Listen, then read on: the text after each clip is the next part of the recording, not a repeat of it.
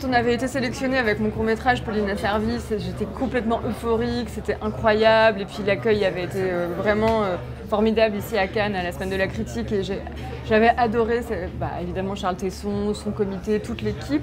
Donc je ne rêvais que d'une chose. Vraiment, secrètement, je n'avais qu'un seul rêve, c'était de revenir.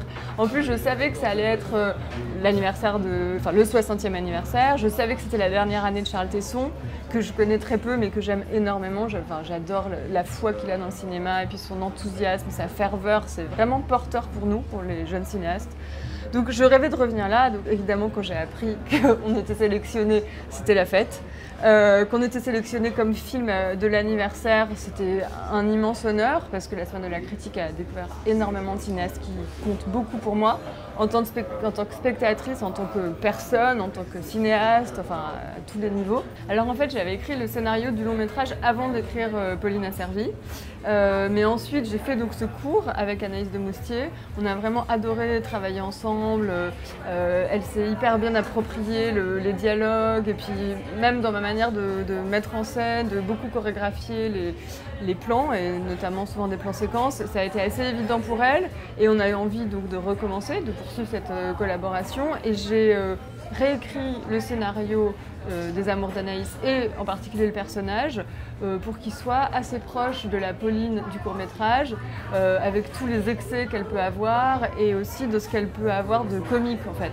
Parce que la première version du scénario, elle était plus sérieuse et on a eu vraiment envie de s'amuser et de retourner dans ce personnage de jeune femme virevoltante. En fait, il y avait 3 mots-clés pour moi, à la fois à l'écriture mais aussi pour la mise en scène. C'était l'énergie, la vitesse, le mouvement. C'était déjà le cas d'ailleurs pour Pauline a servi.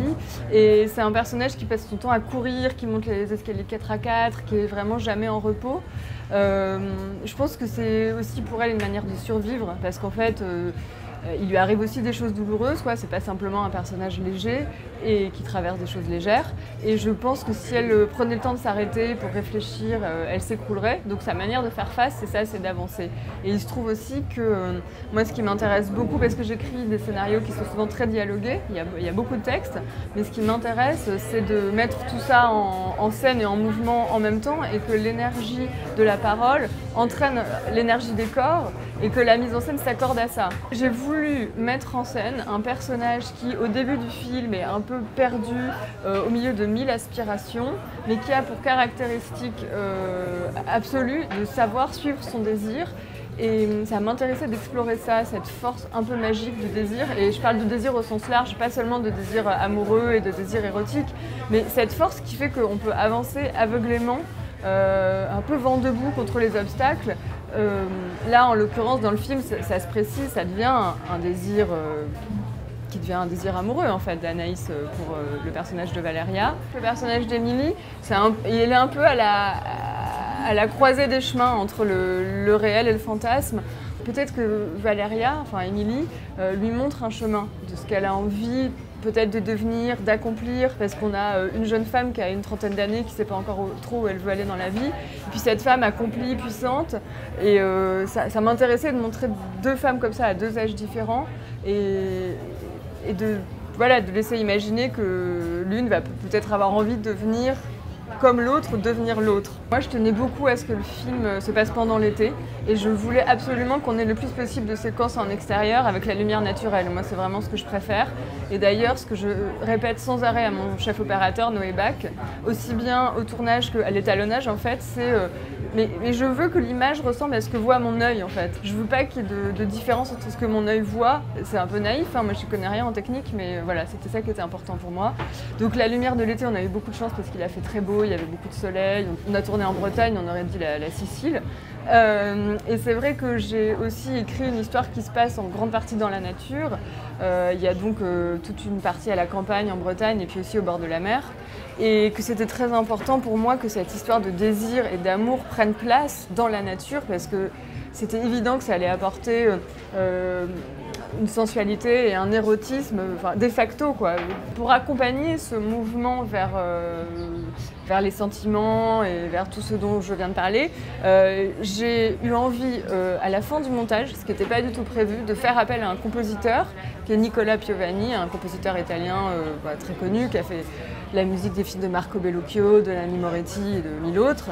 Et parce que ce que j'adore chez lui, c'est qu'il a un sens des mélodies très, très fort, en fait, un très fort sens des mélodies, et il travaille des thèmes. Et il a donc vu le film et ensuite a accepté de faire la musique et fait la musique pour les images.